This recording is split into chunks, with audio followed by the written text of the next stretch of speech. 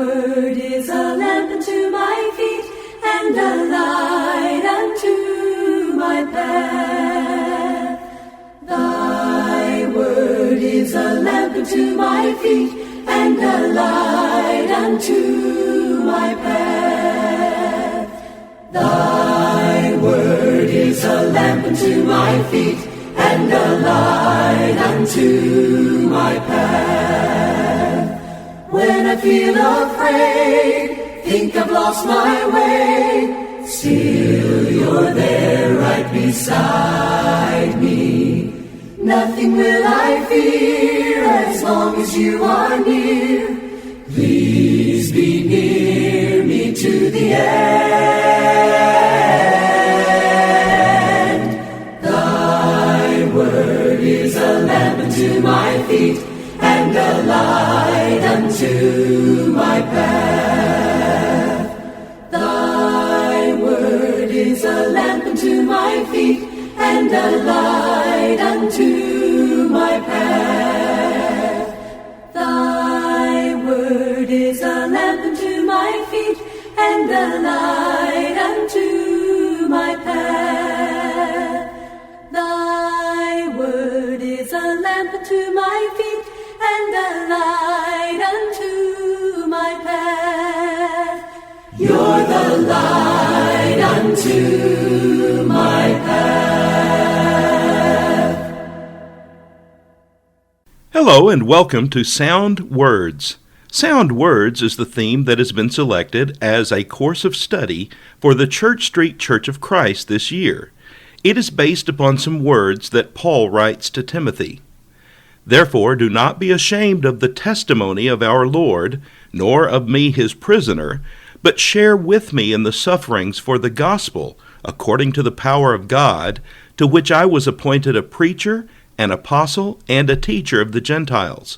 Hold fast the pattern of sound words which you have heard from me, in faith and love which are in Christ Jesus. 2 Timothy chapter 1, verses 8, 11, and 13. In keeping with this theme, then, of sound words, this program is simply a Bible study. How better to discern sound words than to listen to the Word Himself, Jesus the Christ? So we are using this weekly time slot to simply study the Bible together. We are studying the Gospel of John. I hope that you will continue to tune in at this time each week to participate in this fascinating study. I hope you have your Bible ready so that you can follow along and possibly even take notes along the way so that you can prepare yourself for even deeper study on a personal level. In our study together last week, we began to look at the text of the Gospel of John, starting with what is often referred to as the Prologue in John chapter 1, verses 1 through 18.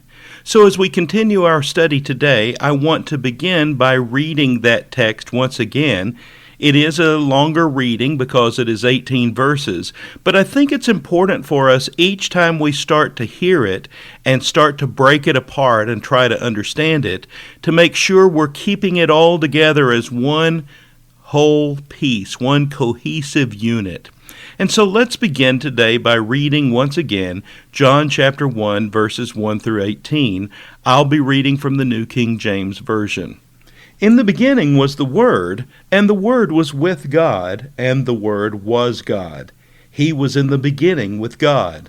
All things were made through him, and without him nothing was made that was made. In him was life, and the life was the light of men. And the light shines in the darkness, and the darkness did not comprehend it. There was a man sent from God whose name was John.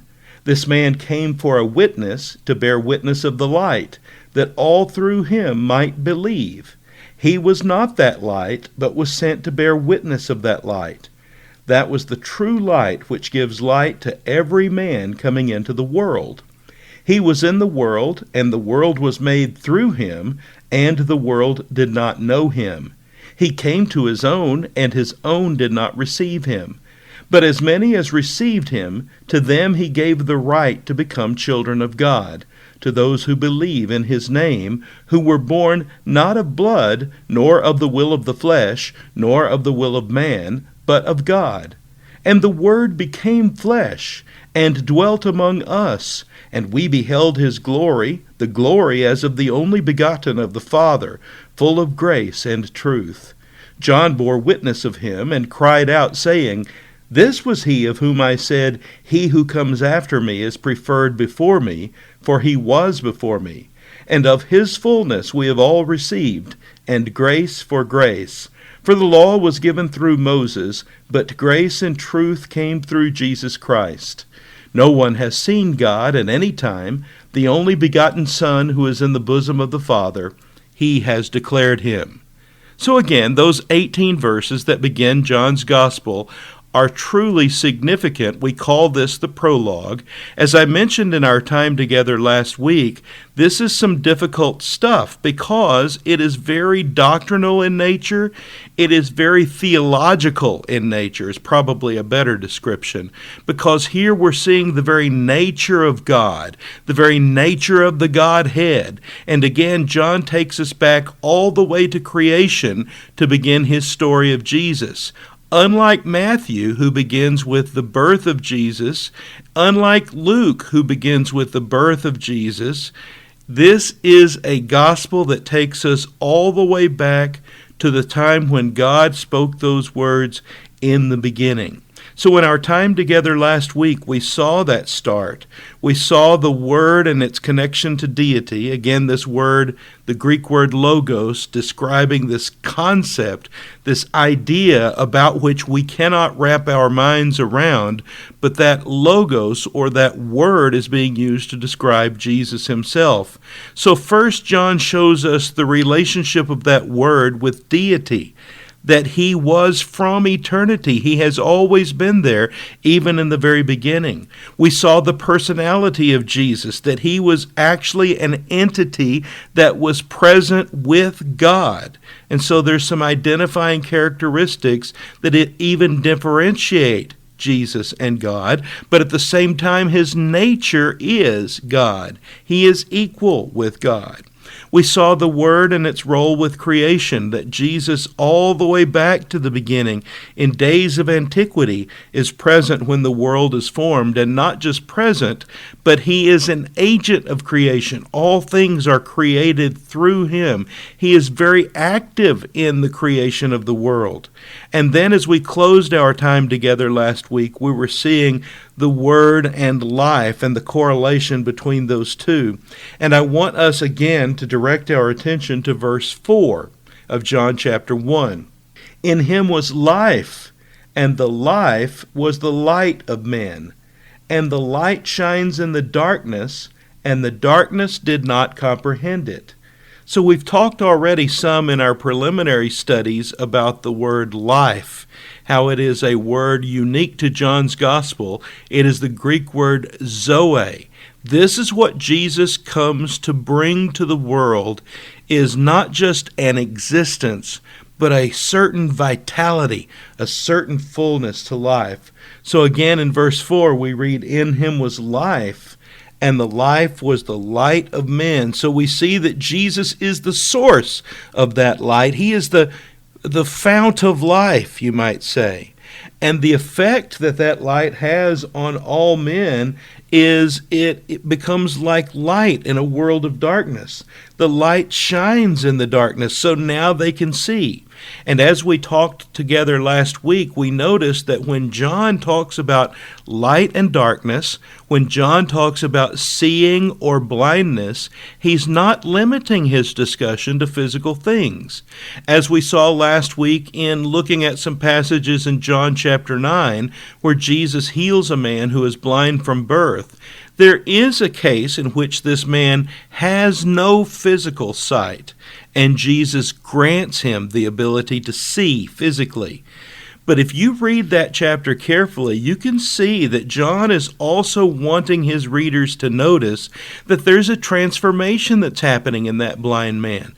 That now he not only can see physically, he is starting to see or understand or perceive things in a spiritual sort of way, seeing with the eyes of his heart, things that he had never seen before.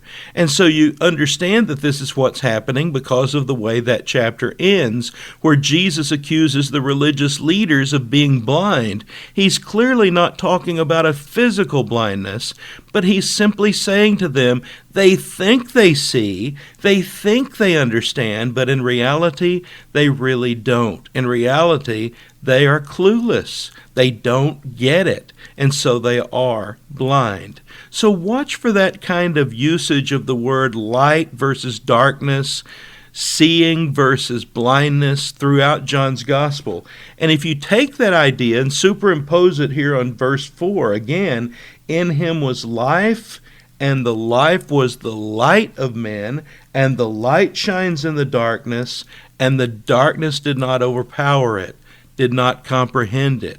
And so you start to see that John is not just talking about physical light and physical darkness, but the power of this life that is coming through Jesus, such that darkness has no say.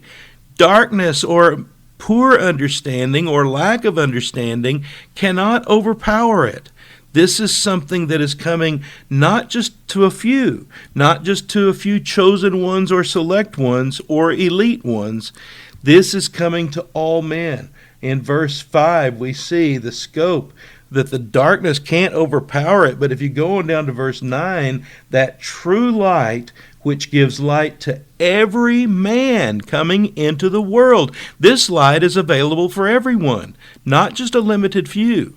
So you see, the fount of life, or the source of life, is Jesus. It has this effect on mankind like light has on darkness. It is able to overpower darkness or misunderstandings, and it is available to all people.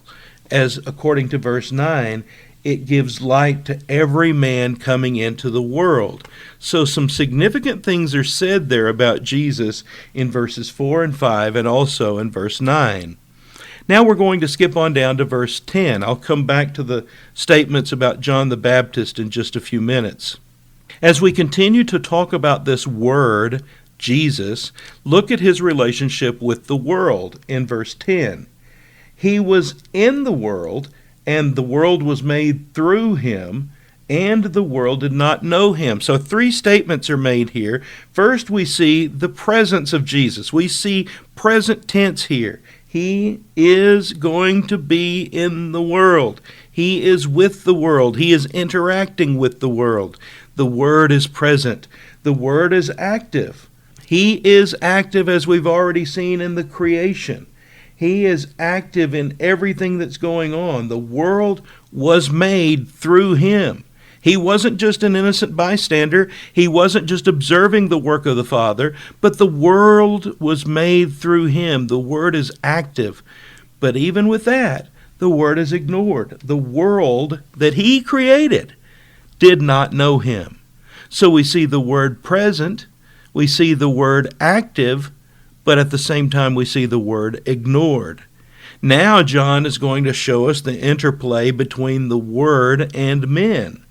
Verse 11, he came to his own. So there's contact made.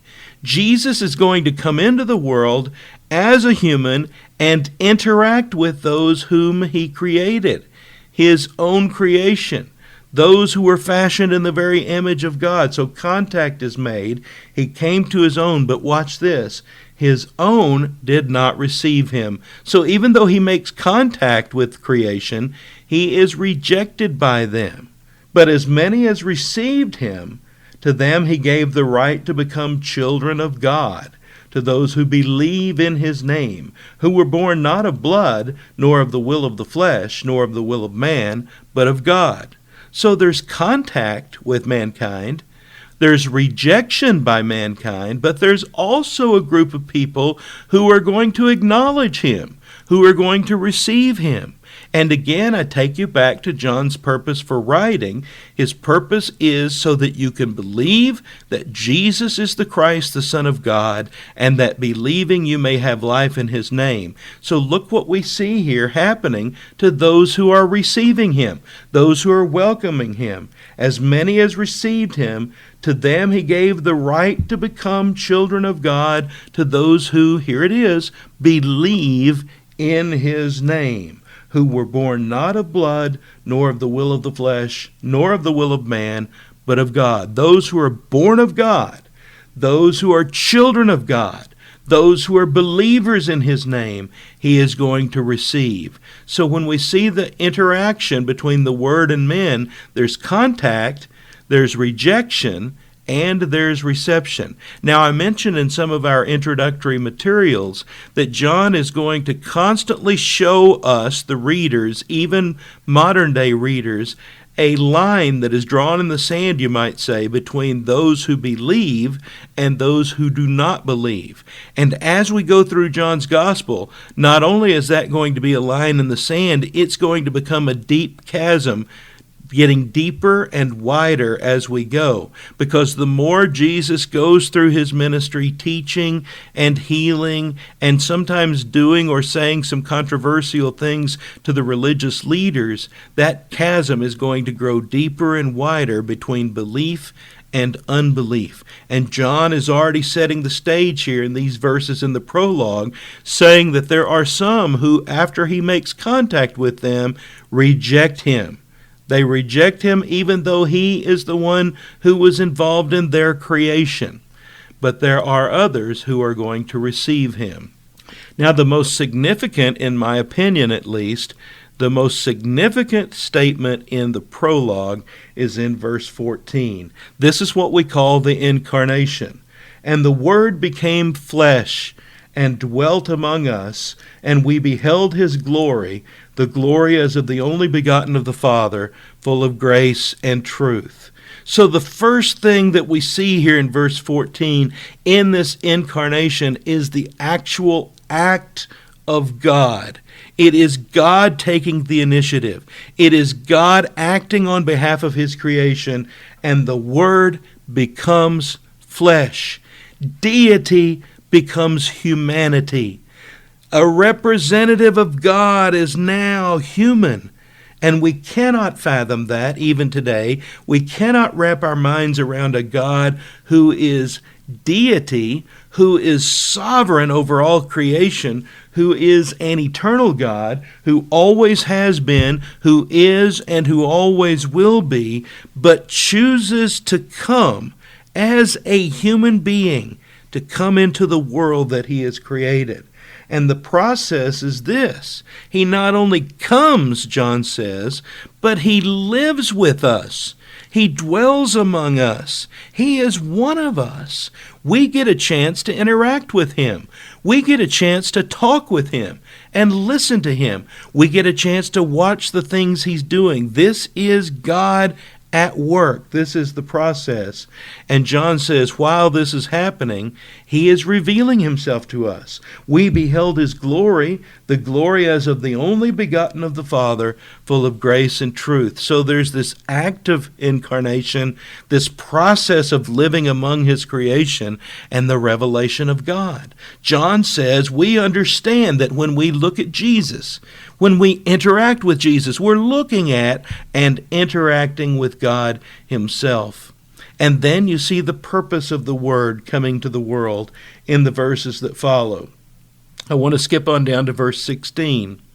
The Word is revealing, and of his fullness we have all received, and grace for grace.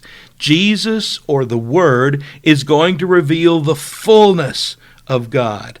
God in all of his mercy, God in all of his grace. Of his fullness we have all received, grace for grace. This is a gracious, compassionate God. That's how God describes himself to Moses in the book of Exodus. He is a gracious and compassionate God. So when Jesus exposes or reveals the fullness of God, mankind is able to see his grace.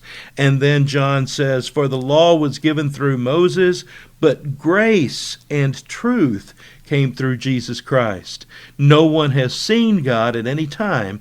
The only begotten Son who is in the bosom of the Father, he has declared him. So the Word has now come in its fullness, has peeled back the curtain and shown the grace of God, but simply reveals God. No one has seen God, but now they can.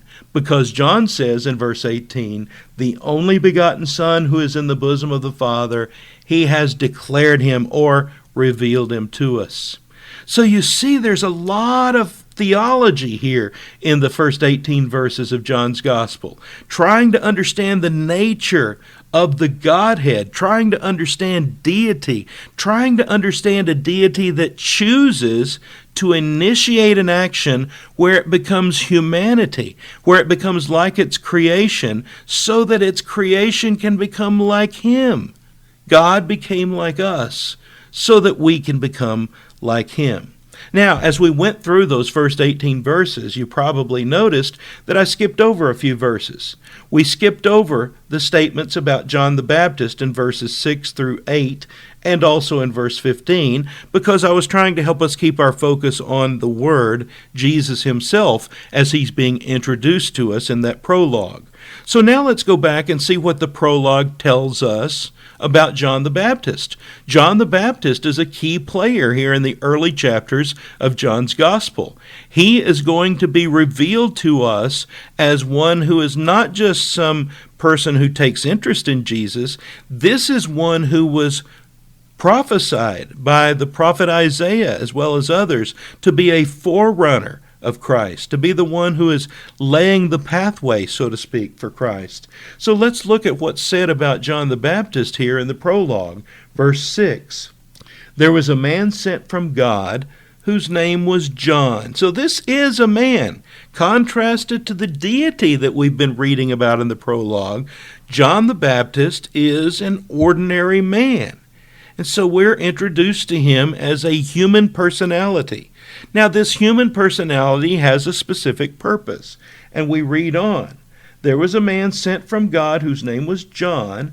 This man, verse 7, came for a witness, to bear witness of the light, that all through him might believe. He is a witness to the light. Now, it does say in verse 8, he was not that light himself, but he was simply sent to bear witness of that light. So John is a human personality. His capacity or his point of service is to be a witness. He is the one that is going to point people to Jesus. He often points people away from himself and toward Jesus, which is a remarkable character trait of John the Baptist that we'll talk about much later as we dive on into chapters 2 and 3 of John's Gospel. So we're introduced to John the Baptist, but we also see the subordinate role he takes with relation to Jesus. Look at verse 15. John bore witness of him, that is, of Jesus, and cried out, saying, this was he of whom I said, he who comes after me is preferred before me, for he was before me. John is already deflecting, we might say. He is turning any attention from himself and already turning it to the Christ. So again, when we look back over the first 18 verses of the prologue of John's Gospel, it really serves two purposes. The first purpose, first and foremost, is to introduce us to Jesus, to help us to understand that Jesus is not just some great teacher or some great human personality, but that Jesus is God, that he always has been, he always will be. He is God. He is equal with God. He is one of the members of the Godhead. He was present from before the beginning of the world. When we open our Bibles to Genesis 1 and read, in the beginning God created the heavens and the earth, Jesus is there. The Holy Spirit is there, but not only is Jesus there, John wants us to see him as equal with God, but at the same time distinctive from God in his purpose and in his role. We see Jesus actively involved in the creation. All things were created through him. There was nothing created that was not created through him. So he's very much a part of the creation. But having said all that, and then introducing us to Jesus' role of bringing life and light into the world, he is then going to point us to the Incarnation. The Word, that is Jesus, becomes flesh and dwelt among us, John writes. We got to see his glory, and his glory was the glory of the Father himself. He is the only begotten of the Father, full of grace and truth. We get to see God when we look at Jesus. And John realizes that as he writes these words. And remember, he's writing to Christian people who are probably discouraged because life as a Christian for them is getting very challenging. And so he wants to reestablish for them a deeper level of commitment that says Jesus is the Christ. He is the Messiah, the long-awaited promised one coming from God to this earth to reveal God to mankind so that we might believe that he is the Christ, and believing we can have this life and this light that he brings to all mankind. And then we're introduced to John the Baptist, who is going to be the human playing a significant role. He was prophesied by Isaiah, which we'll see a little bit later. John knows what his role is. He constantly deflects attention given toward him back to the Messiah. He wants people to see that he is nothing more than a spokesman. He is nothing more than a forerunner, laying the pathway for Jesus, who is the ultimate point of attention because he is the long-awaited Messiah. John plays a significant role in the story. All of this is packed into the prologue in John chapter 1, verses 1 through 18. We are out of time for today. We'll continue our study in John chapter 1 next week. Thank you for being with me. You have been listening to Sound Words, a presentation of the Church Street Church of Christ in Lewisburg, Tennessee. I am Kyle Bolton, the pulpit minister at Church Street, and I would like to personally invite you to come and share times of Bible study and worship with us each week. We meet every Sunday at 9 o'clock a.m. for our morning worship, followed by our Sunday school for all ages at 10:15 a.m. Then we meet again at 6 o'clock p.m. for our evening worship. We also have a midweek meeting for devotion and Bible study on Wednesdays at 6:30 p.m. I hope to see you there. Have a blessed day. Holy words, long preserved for our walk in this world. They resound with God's own heart. Oh, let the ancient words impart. Words of life, words of hope. Give us strength, help us cope. In this world, where'er we roam, ancient words will guide us home. Ancient words ever true, changing me and changing you. We have come with open hearts. Oh, let the ancient words impart. Holy words of our faith, handed down to this age, came to us through sacrifice. Oh, heed the faithful words of Christ. Holy words, long preserved for our walk in this world. They resound with God's own heart. Oh, let the ancient words impart. ancient words ever true, changing me and changing you. We have come with open hearts, oh, let the ancient words impart. Ancient words ever true, changing me and changing you. We have come with open hearts, oh, let the ancient words impart. We have come